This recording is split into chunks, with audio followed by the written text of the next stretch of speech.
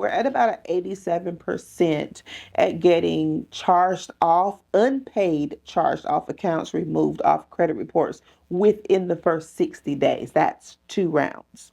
Guys, let's talk about charge offs and how to actually get them off your credit report in 2025 during the government shutdown. Okay. So, if you're having a tough time getting charge offs deleted off your credit report, it's probably because you're just disputing straight with the actual credit bureaus using, oh, this date is not accurate, this date doesn't match this date, or you have the wrong balance and things of that nature. While that can get you somewhere, it's not going to get you where you want to be. Also, guys, we're going to talk a little bit about the government shutdown and how it's affecting people and some things that you can quickly do to kind of help save your credit reports and scores. So let's get into this. All right. So you're disputing a charge-off account on your credit report. You've disputed it multiple times and it just does not seem to be going anywhere. Now, if you are disputing that charge-off account directly with the credit bureaus, which they're only 9 times out of 10, the credit bureaus are only reporting the information that the data furnishers are putting into the system, right? This is one reason why charge-offs can be harder than anything else to get removed off of your credit report. So listen, what I do, guys, and I'm at about an 87% success rate. And this is just being honest with you guys. We're not 100%, and I haven't seen anything in credit repair that is, but we're at about an 87% at getting charged off, unpaid charged off accounts removed off credit reports within the first 60 days. That's 2 rounds. Now, the reason why we're pretty decent at this is because we're not disputing directly with the credit bureaus on this back to back. We're disputing with the actual data furnisher who's furnishing the information. And what we're using is Metro 2, and we're combining it with factual disputing violations and techniques. It's kind of like a double whammy.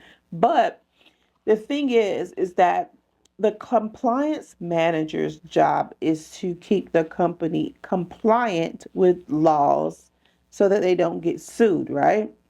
So if you find those nagging dates that aren't accurate across the board, or this amount shouldn't be this amount, all that stuff that we can complain about in our disputes that are true discrepancies, you can send it to the credit bureaus all day. If it comes back that they're sending back the same thing during the investigation, or if the credit bureaus even investigate it, you're not going to get anywhere, and it's very frustrating. But however, if you go straight to the horse's mouth, you're going to get some action. Send your dispute letters certified, but also what I like to do to put way more oomph on the disputes is I'll turn my dispute letter into an affidavit of fact and truth, legal document, and in that affidavit I'm going to list every single violation, FCRA violation that is on that credit report, reported on every single bureau individually. And what the kicker is, and this is what I always like to call my secret sauce, but it's only Metro 2.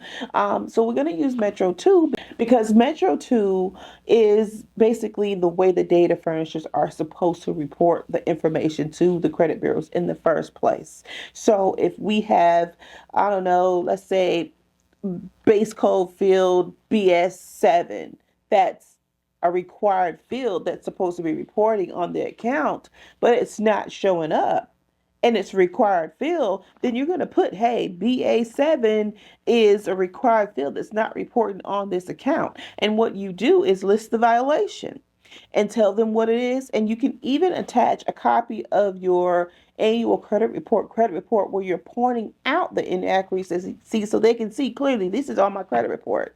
And also, to make your claims a bit stronger, you can turn that actual dispute letter into an affidavit of fact and truth / intent to sue letter as well. This gets you the results, guys. I mean, type affidavit in the comments if you want me to come back on and actually show you the affidavit and show you step by step how to actually do this. Just literally step by step walk you through it. I'm happy to do so because I want you guys to get those results that you are looking for.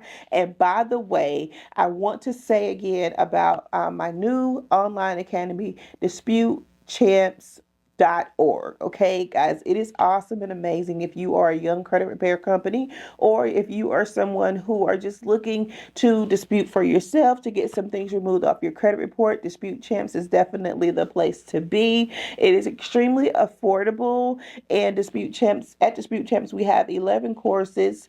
All of the courses are taught by me, and also on Dispute Champs you can actually generate your own dispute letters right there in the Dispute Champs software, and we have so much more there. I'm telling you guys, Dispute Champs is a one-stop shop for your learning and disputing needs. Now, let's get to the whole government shutdown, right? And how it is affecting over 1 million people's credit report. What I'm seeing now, since it's been like over the 30-day mark, I'm looking at a lot of billing cycle end date information come in on credit reports, and we're having a lot of missed payments.